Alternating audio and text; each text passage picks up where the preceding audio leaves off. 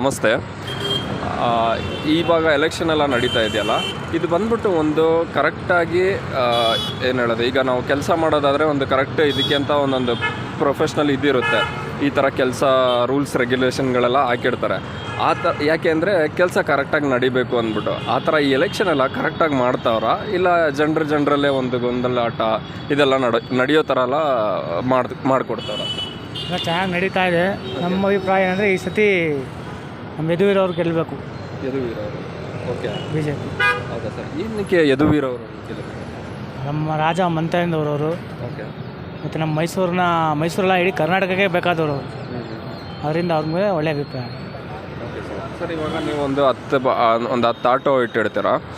10 auto ಎಲ್ಲ ಇಟ್ಬಿಟ್ಟು ನೀವು ಡೈಲಿ ಬಾಡಿಗೆ ಓಡಿಸ್ತೀರಾ, ಇಲ್ಲ ಇನ್ನೂ ಅದನ್ನ 20 ಆಟೋ ಬರೋಂಗೆ ಮಾಡೋದು ಪ್ಲ್ಯಾನ್ ಮಾಡ್ತೀರಾ?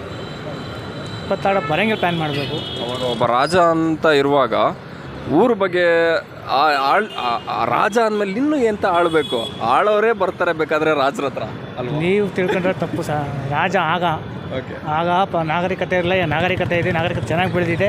ಇದು ಪ್ರಜಾಪ್ರಭುತ್ವ, ರಾಜರ ಪ್ರಭುತ್ವ ಅಲ್ಲ. ಅದಕ್ಕೋಸ್ಕರ ಅವರಾಗೆ ಒಪ್ಕೊಂಡು ಬಂದಿರೋದು. ಅದಕ್ಕೆ ನಾವು ಗೌರವ ಕೊಡಲೇಬೇಕು. ರಾಜರು ಏನೇ ಮಾಡಿದ್ರು ಗೌರವ ಕೊಡಲೇಬೇಕು.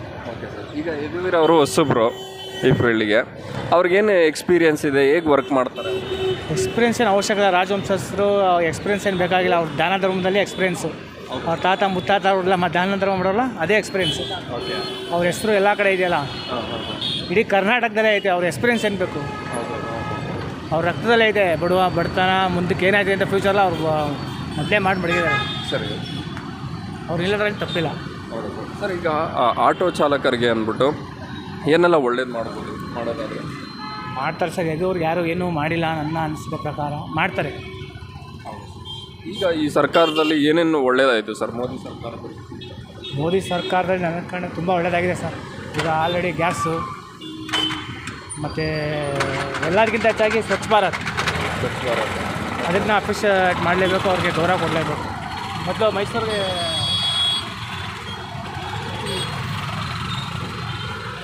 ಬನ್ನಿ, ನಾವು ಮೋದಿ ಗೆಲ್ಲಿಸ್ಬೇಕು ಸರ್ ಒಟ್ಟಿನಲ್ಲಿ. ಓಕೆ. ಹೌದು. ಗ್ಯಾಸ್ ಒಂದೇ ಸತಿ ₹1,000 ಎಲ್ಲ ಜಾಸ್ತಿ ಅನ್ನಿಸ್ತಲ್ವಾ? 5 ವರ್ಷದಲ್ಲಿ ಅದು ಹೆಂಗೆ ₹1,000 ಬರುತ್ತೆ? ಆಗಲಿ ಬಿಡಿ ಸರ್. ಶ್ರಮಪಟ್ಟು ಮಾಡ್ತೀನಿ ಅಂದರೆ ಯಾರೂ ಬಡವರು ಇರೋಕ್ಕಿಲ್ಲ. ಅವರೆಲ್ಲ ಆ ಶ್ರಮದ ಬಗ್ಗೆ ನಿಗಾ ವಹಿಸ್ತಾರೆ. ಬಡವನಾಗೇ ಇದ್ದರೆ ಬಡತನದ ಬಗ್ಗೆ ನಿಗಾ ವಹಿಸ್ತಾರೆ.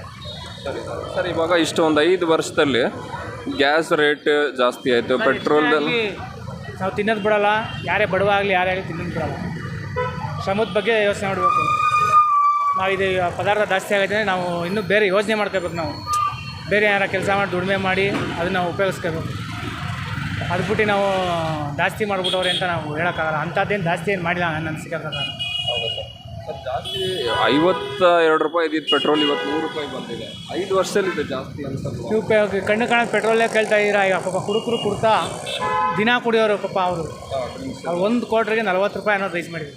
₹40 ಯಾವ್ದು ಮಾಡಿದ್ರು? ಸ್ಟೇಟ್ ಗೌರ್ಮೆಂಟಾ ಸೆಂಟ್ರಲ್ ಗೌರ್ಮೆಂಟಾ ಯಾವುದು ಮಾಡಿರೋದು? ಯಾವುದು? ಸೆಂಟ್ರಲ್ ಮಾಡೋಕ್ಕೆ ಚಾನ್ಸ್ ಜಾಸ್ತಿ. ಸೆಂಟ್ರಲ್ಗೆ ಹೋದಕ್ಕೂ ಅಟ್ಯಾಚ್ ಇಲ್ಲ. ಹೌದಾ ಸರ್? ಓಕೆ. ನಾನು ಕುಡಿಯಲ್ಲ, ಹೇಳ್ತಾರದು. ಹಂಗೆ ಸ್ಟೇಟ್ ಗೌರ್ಮೆಂಟಿಂದ ಆಯ್ತಾರದು. ಸೆಂಟ್ರಲ್ ಏನಿಲ್ಲ. ಸೆಂಟ್ರಲ್ ಒಳ್ಳೊಳ್ಳೆ ಸ್ಕೀಮ್ ಕೊಟ್ಟಿದ್ದಾರೆ. ಇಲ್ಲಿ ನಮ್ಮ ತೆರಿಗೆ ದುಡ್ಡು ತಗೊಂಡು ಚೆನ್ನಾಗಿ ಉಪಯೋಗಿಸ್ಕೊತಾ ಇದ್ದಾರೆ. ಇವತ್ತು ನಮ್ಮ ಇಂಡಿಯಾನ ಇಡೀ ವರ್ಲ್ಡು ನಮ್ಮ ತಿರುಗಿ ನೋಡಬೇಕು, ಹಂಗೆ ಮಾಡಿದ್ದಾರೆ. ಅದಕ್ಕೆ ನಾವು ಗೌರವ ಕೊಡ್ತೀವಿ ಸರ್. ಮೋದಿ ಅಂದರೆ ಗೌರವ, ಬಿ ಜೆ ಪಿ ಅಂದರೆ ಗೌರವ. ಈಗ ಆಲ್ರೆಡಿ ಸ್ವಚ್ಛ ಭಾರತ್ ಮಾಡವ್ರೆ, ಗ್ಯಾಸ್ ಬೆಲೆ ಕಡಿಮೆ ಮಾಡವ್ರೆ, ಇನ್ನೂ ಹಲವಾರು ಏನು ಒಳ್ಳೇದು ಮಾಡ್ಕೊ ಬಂದವ್ರೆ. ಇನ್ನೂ ಏನು ಒಳ್ಳೇದು ಮಾಡಬೇಕಾಗಿದೆ ಸರ್? ಬಡವ್ರಿಗೆ ಪ್ರಮುಖವಾಗಿ ಬಡವ್ರಿಗೆ ಮನೆ ಕೊಡಬೇಕು. ಹುಡುಕಿ ಬಡವ್ರಿಗೆ ಈಗೇನು ಅವ್ರಿಗೆ ಹುಡ್ಕೋದ ಅವಶ್ಯಕತೆ ಇಲ್ಲ. ಆಧಾರ್ ಕಾರ್ಡ್ ಹೊಡೆದ್ರೆ ಆಸ್ತಿ ತೆರಿಗೆ ಏನಿದೆ ಎಲ್ಲ ಮಾಡ್ತಾರೆ. ಅಂಥವ್ರಿಗೆ ಗುರುತಿಸಿ ಅವರು ಬಡವ್ರಿಗೆ ಫಸ್ಟು ಯಾರಿಗೆ ಮನೆ ಇಲ್ಲ ಪ್ರತಿಯೊಬ್ಬರಿಗೂ ಮನೆ ಕೊಡಬೇಕು. ಆ ಸೆಂಟ್ರಲ್ಗೆ ನಾವು MP ಅವ್ರಿಗೆ ಕೇಳೋದಿದ್ದೇನೆ ಸರ್. ಈಗ ಅದೇ ನಿಮ್ಮ ಒಂದು ಹೇಳಿಕೆ, ಇದೇನು ಜಾತಿತ್ವ ಥರ ತಗೋಬೇಡಿ, ನಾರ್ಮಲ್ ಒಂದು ಎಲೆಕ್ಷನ್ ಥರ ಅಂತ ನಿಮ್ಮ ಒಂದು ಹೇಳಿ.